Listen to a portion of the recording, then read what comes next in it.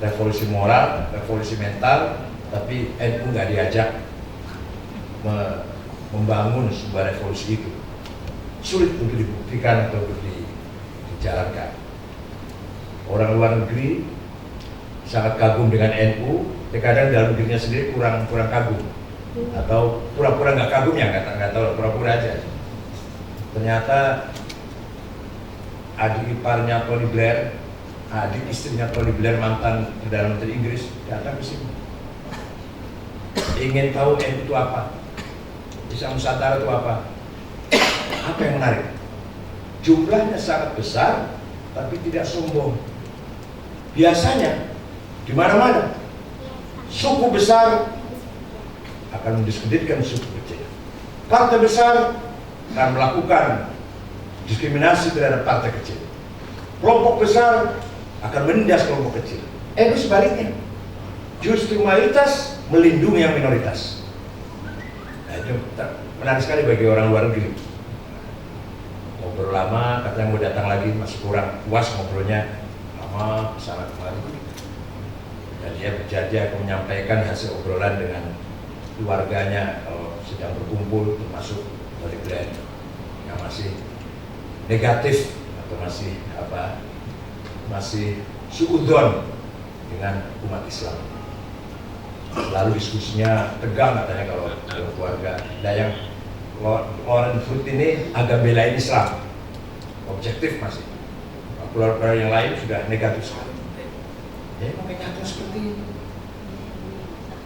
Calon pengantin, calon bom bunuh diri nanti tanggal 1 Januari ini yang ketangkep di Bekasi, salah satunya dari Cina, dari umat Islam apa namanya?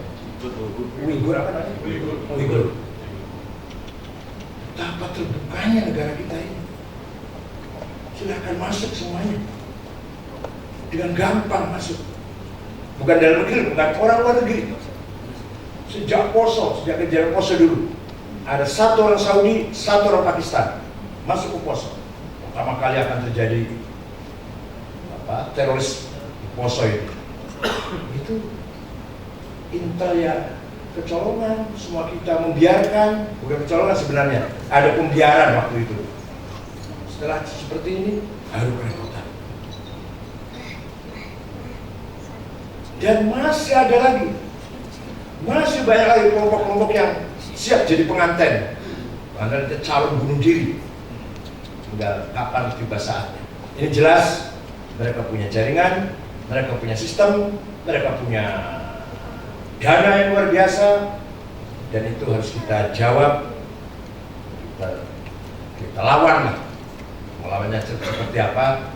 Ya, kita harus sama-sama melawan gerakan-gerakan teroris yang dengan mengatasnamakan Islam. ISIS itu yang mendirikan namanya Mus'ab Zarqawi, anak muda usia 22 tahun, warga negara Jordan, hidupnya di Tel Aviv. Di sininya tato toisnya, bertato dia. Bukan berjuang, bukan. Nah, ketika Abu Bakar al-Baghdadi Al-Qaeda kemudian surut setelah terbunuhnya Osama bin Laden, Abu Bakar al-Baghdadi ambil kepemimpinan ISIS. Abu Bakar al-Baghdadi itu nama aslinya Ibrahim bin Awad bin Ibrahim al-Badri, yang ngebom kota Paris.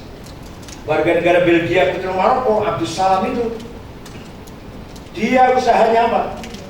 Bar, warung minum-minuman. Dikira orang soleh banget apa? Karena kalau lihat ada orang pakai gamis, jidatnya hitam, soleh. Orang Indonesia gampang dihapus ini. Gamis, jidatnya hitam, jenggotnya dowo, orang soleh.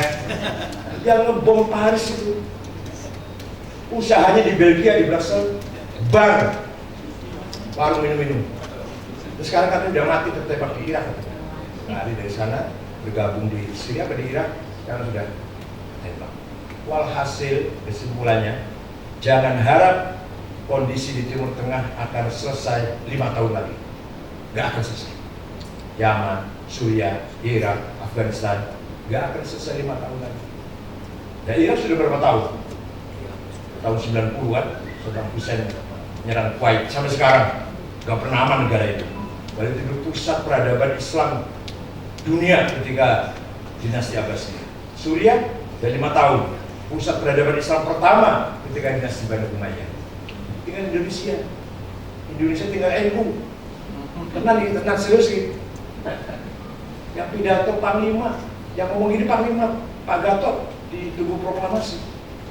Yang merebut kemerdekaan Indonesia bukan TNI. Coba, yang pidato Panglima TNI, kalau saya pantas kalau saya. Tapi kiai-kiai dan santri-santri. Dan dia dongeng. Jenderal Sudirman suatu ketika anak buahnya ada yang khianat, lapor ke Belanda. Mau nggak saya tunjukkan tempatnya Jenderal Sudirman? Ayo saya antar. Belanda berangkat. Pak Sudirman sudah punya feeling akan disergap. Cepat-cepat ngajak anak buahnya ganti pakai sarung, pegang tasbih, tahlil. La ilaha illallah. Ini yang dongeng Panglima, Pak. Bukan saya yang ini, saya dongeng dari Panglima ya. Pidato dari Tugu Proklamasi. Begitu Belanda datang, kata yang pengkhianat ini, itu yang namanya Sudirman. Gak percaya, masa Panglima perang tahlilan? Itu kerjaannya orang santri, kerjaannya orang musola itu. Masa orang kerjaannya perang ke tahlilan? Gak jadi, gak percaya. Jadi tahlil itu sakti banget tahlil itu.